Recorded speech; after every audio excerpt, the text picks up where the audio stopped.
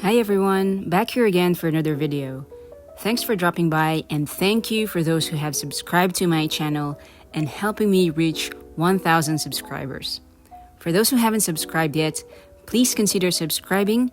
Your support really helps me continue making these videos.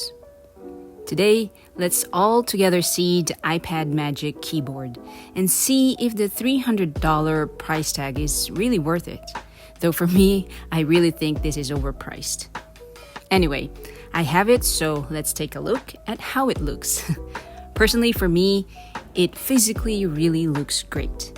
The keys and the trackpad are the main stars of this device, and you can see it is well built. The keys, as Apple claims, are well spaced and uses the scissor keys like in MacBooks. This is a full-sized keyboard and each key are also backlit, though there are no function keys here. Then, the trackpad made it more magical. I've used quite a few Logitech mice, and perhaps because I used the budget ones and not the high-end mice like one of the MX Master series, so I have not used anything that comes close to this trackpad. I'll have more details on the trackpad later in the video. The Magic Keyboard is also a case for the iPad, and what I don't really like is the texture, which I've also mentioned in my other videos, because I feel it's so delicate and prone to dirt. I'm just scared to leave marks of oils or sweat or scratch it like what I've seen from other YouTubers. Anyone using skin for the Magic Keyboard, or do you have some recommendations? Leave me a comment down below.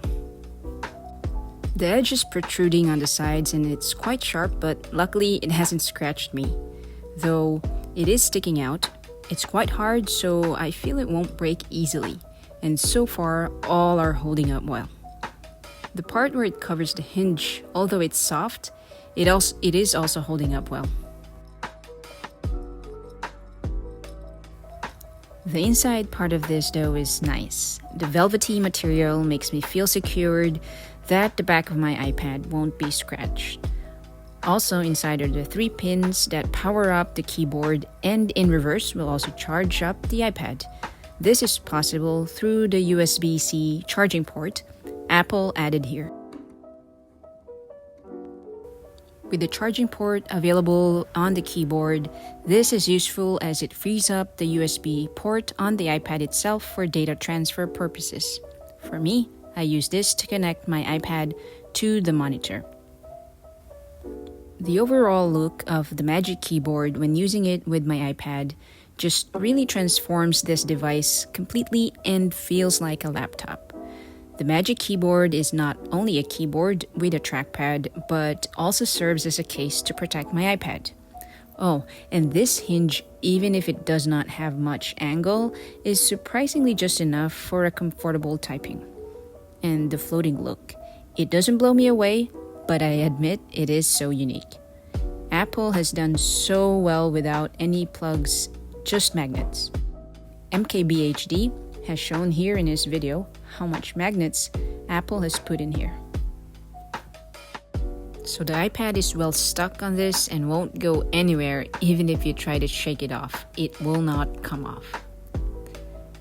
Now, I want to focus more on what I said as the main stars of this device, the keyboard itself and the trackpad.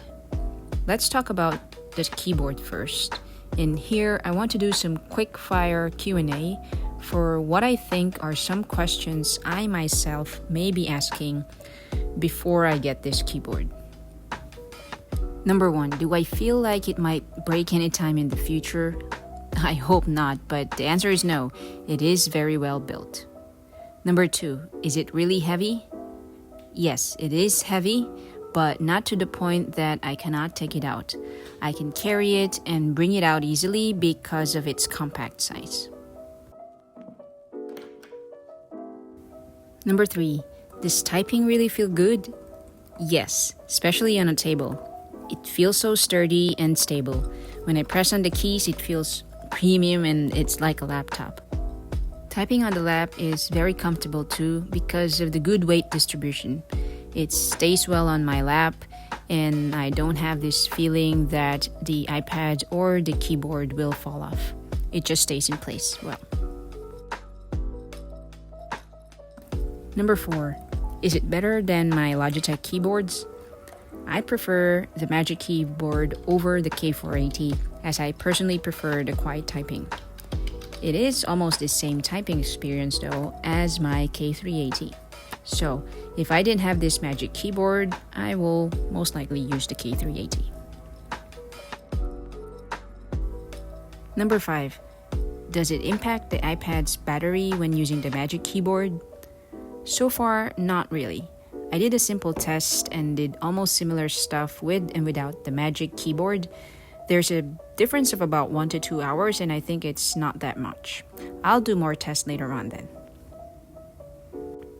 Number 6, is it hard to type at first? Well, for me, it did not take me long to get used to it and to transition from my Logitech K380 to the Magic Keyboard. Though both have small keys, it is both well spaced and it doesn't impact my typing at all. The low-key travel makes the typing feel comfortable. In fact, with the low-key travel, not only is it quiet, but I feel it makes me type faster. Well, not as fast as how Ali Abdaal types, not even close. Oh, this is the best words per minute I've ever got in my life. I've shown in my other videos how I type, whether it's slow or fast, via the 10fastfingers.com.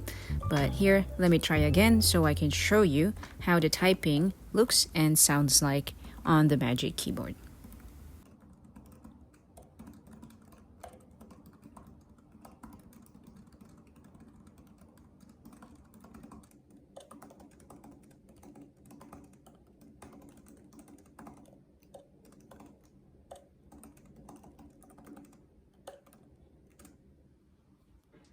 Now let's move on to the trackpad.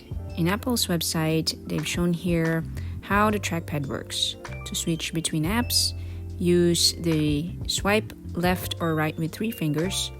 And then to go to the app switcher, swipe up with a pause with the 3 fingers to open the app switcher.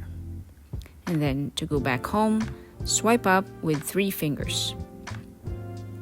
Then to scroll through web pages or documents, use 2 fingers on the trackpad. And then to do a right click, simply click with 2 fingers or tap with 2 fingers if tap to click is on in your settings. Here are other trackpad gestures.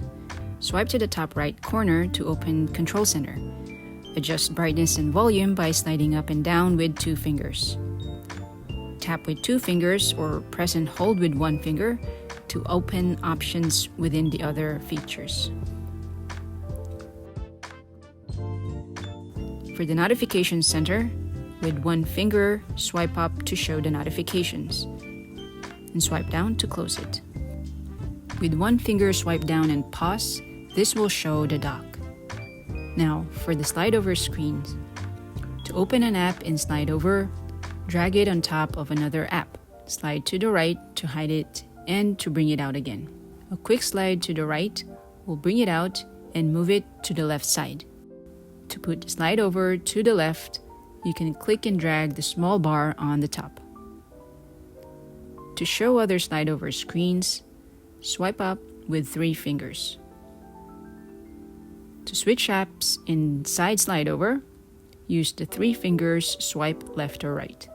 Finally, to close or dismiss apps inside slide over, first swipe with 3 fingers to show all the apps, and then to close, swipe it out with the 2 fingers. To go back to the home screen, click or tap at the bottom bar or swipe up with 3 fingers. Then to switch home screen pages, click on the small dots or use the 2-finger swipe left and right. Next, to open Spotlight Search, swipe 2 fingers down on the home screen. And lastly, to scroll on home screen widgets, especially those with the stacks, use 2 fingers scroll. I know this keyboard is crazy expensive, and I'll be straightforward that I won't recommend it because of the price. But my reasons why I bought it are: first, I save money for it. If you don't have the money for it, or if you do, but you have other important expenses to use the money for, you don't have to buy this. Second, because of COVID, I got a tax refund because of some government program giving incentives to some certain types of purchases to help boost the economy again. Last but not the least, and my main reason, is because I like keyboards, and that's what I do here in YouTube. I like making videos on keyboards. Then, part of making videos, I type a lot, from planning and prepping my videos to writing scripts, and finally, publishing, adding descriptions, keywords, all those sort of stuff. Also, when I need to do some light tasks for work, I do it on my iPad with the Magic Keyboard. So I have reasons and I have many uses for the Magic Keyboard. I save my money for this and my investment. Take note, I say investment because it is. So my investment is worth it compared to the work that I do. Though I wish Apple had just priced it a bit lower. If the price is lower, it will give more chance for more people to use it and experience their great product. So that's it. Thanks for watching.